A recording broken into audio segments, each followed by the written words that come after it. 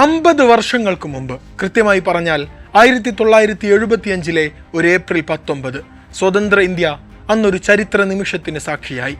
നമ്മുടെ ആദ്യത്തെ കൃത്രിമ ഉപഗ്രഹം ആര്യഭട്ട ഇന്ത്യയുടെ യശസ്സുമായി ബഹിരാകാശത്തേക്ക് പറന്നത് അന്നാണ്. ആര്യഭട്ട വിക്ഷേപണത്തിന് 50 വർഷം തികയുന്നു. ഇന്ത്യയുടെ ബഹിരാകാശ ഗവേഷണ ഉദ്യമങ്ങൾക്ക് ഗ്രീൻ ഫ്ലാഗ് വീശിയ ആര്യഭട്ടയുടെ കഥകളാണ് ഇന്നത്തെ ഫാക്ട് ആൻഡ് ഫോക്കസിൽ. സ്വതന്ത്ര ഇന്ത്യയുടെ സ്വപ്നങ്ങൾ ഓരോന്നോരോന്നായി നിറവേറ്റിക്കൊണ്ടിരിക്കുന്ന കാലം. അമേരിക്കയുടെയും സോവിയറ്റ് യൂണിയന്റെയും നേതൃത്വത്തിൽ ലോകം 2 ചേരികളിലായി പരസ്പരം മത്സരിക്കുന്ന കാലം. ബഹിരാകാശ ഗവേഷണ രംഗത്ത് ഓരോ രാജ്യങ്ങളും തങ്ങളുടേതായ സാന്നിധ്യം ഉറപ്പിച്ചുകൊണ്ടിരിക്കുകയാണ്. അങ്ങനെയാണ് ഇന്ത്യയുടെ ബഹിരാകാശ സ്വപ്നങ്ങൾക്ക് ചുക്കാൻ പിടിക്കാൻ ദീർഘവീക്ഷണമുള്ള ഒരു മനുഷ്യൻ രംഗത്തിറങ്ങുന്നത്. ഡോക്ടർ വിക്രം സാരാഭായ്. വർഷം 1969.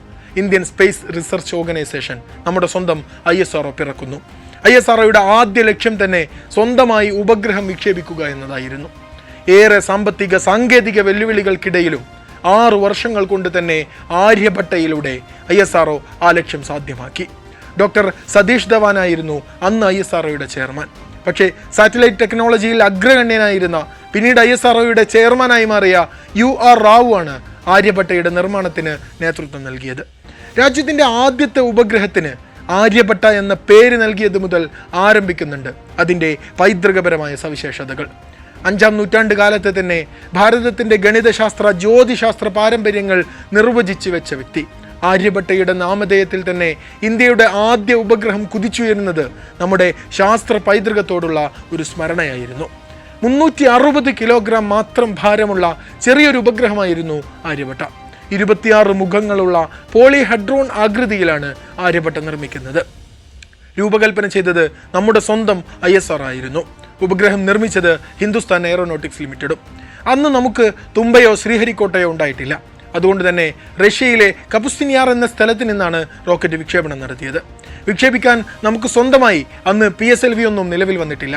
അതുകൊണ്ട് തന്നെ റഷ്യയുടെ തന്നെ കോസ്മോസ് 3M എന്ന റോക്കറ്റിലാണ് ആര്യഭട്ട വിക്ഷേപിക്കപ്പെടുന്നത്. പ്രധാനപ്പെട്ട ചില ലക്ഷ്യങ്ങളോടെയാണ് ആര്യഭട്ടയെ വിക്ഷേപിക്കുന്നത്. പ്രധാനമായും 3 ശാസ്ത്രീയ പരീക്ഷണങ്ങളാണ് ആര്യഭട്ടക്ക് നിർവഹിക്കാനുണ്ടായിരുന്നത്. ബഹിരാകാശത്തു നിന്നുള്ള എക്സ്റേ വികിരണങ്ങളെക്കുറിച്ച് പഠിക്കണം, സൗരവാദങ്ങളെക്കുറിച്ച് അന്വേഷണം നടത്തണം, അതുപോലെ തന്നെ ഭൂമിയുടെ അന്തരീക്ഷത്തിൻ്റെ മുകൾ ഭാഗമായ അയണോസ്ഫിയറിനെ കുറിച്ചുള്ള ഡാറ്റകൾ ശേഖരിക്കണം. ഇതൊക്കെയായിരുന്നു ആര്യഭട്ടയുടെ പ്രധാന ലക്ഷ്യങ്ങൾ. 619 കിലോമീറ്റർ ഉയരത്തിൽ വരെ ലോ എർത്ത് ഓർബിറ്റിൽ സ്ഥാപിക്കപ്പെട്ട ആര്യഭട്ട ഭൂമിയെ ചുറ്റി. ഒരു ദിവസം 15ഓളം തവണ ഭൂമിയെ വലയം ചെയ്തു. ഉപഗ്രഹത്തിന്റെ ചലനങ്ങൾ നിരീക്ഷിക്കാനും നിയന്ത്രിക്കാനും ഇന്ത്യയിൽ ശ്രീഹരിക്കോട്ടയിലും റഷ്യയിൽ മോസ്കോക്കടുത്തുള്ള ബയേഴ്സ് ലോക്കിലും പ്രത്യേകം സ്റ്റേഷനുകൾ ഒരുക്കിയിരുന്നു. ഇന്ത്യയുടെ ആദ്യ ദൗത്യമായതുകൊണ്ട് തന്നെ ടെലിമെട്രി, ഡാറ്റ ട്രാൻസ്മിഷൻ അടക്കമുള്ള നിരവധി സാങ്കേതിക വിദ്യകളെക്കുറിച്ച് നമുക്ക് പരീക്ഷണങ്ങൾ നടത്തേണ്ടതുണ്ടായിരുന്നു. വിക്ഷേപണം നടത്തി 5 ദിവസങ്ങൾ കൊണ്ട് തന്നെ ആര്യഭട്ട ചില വെല്ലുവിളികൾ നേരിട്ടിരുന്നു. ഉപഗ്രഹത്തിന്റെ വൈദ്യുത വിതരണ സംവിധാനത്തിൽ തകരാറുകൾ വന്നു. പല പരീക്ഷണങ്ങളും ഈ പ്രശ്നം കൊണ്ട് പൂർണ്ണമായില്ലെങ്കിലും ആര്യഭട്ട നൽകിയ വിവരങ്ങൾ പക്ഷേ ശാസ്ത്രജ്ഞർക്ക് വളരെയധികം വിലപ്പെട്ടതായിരുന്നു. 1981 വരെ 6 വർഷക്കാലം ആര്യഭട്ട ആകാശത്ത് പ്രവർത്തിച്ചിരുന്നു. 92-ലാണ് ഭൂമിയുടെ അന്തരീക്ഷത്തിൽ ഉപഗ്രഹം തിരിച്ചെത്തുന്നത്. ആര്യഭട്ടയുടെ ഏറ്റവും വലിയ നേട്ടം ലോകരാജ്യങ്ങൾക്കിടയിൽ ഇന്ത്യയുടെ ബഹിരാകാശ ദൗത്യശേഷി കാണിച്ചു കൊടുക്കാൻ സാധിച്ചുവെന്നതാണ്. പിന്നീട് ചന്ദ്രയാനും മംഗളയാനും ആദിത്യ L1 അടക്കം ISROയുടെ പിൽക്കാലത്ത് വന്ന അനേകം ചരിത്ര ദൗത്യങ്ങളുടെ ആദ്യ ചവിട്ടുപടിയായിരുന്നു ആര്യഭട്ട. ആര്യഭട്ടയ്ക്ക് ശേഷം ഇതുവരെ 131 ഉപഗ്രഹങ്ങൾ ISRO വിക്ഷേപിച്ചിട്ടുണ്ട്. ഏപ്രിൽ 19 ആര്യഭട്ടയുടെ 50-ാം വാർഷികം സാറ്റലൈറ്റ് ടെക്നോളജി ഡേ ആയി ISRO ആഘോഷിക്കുകയാണ്.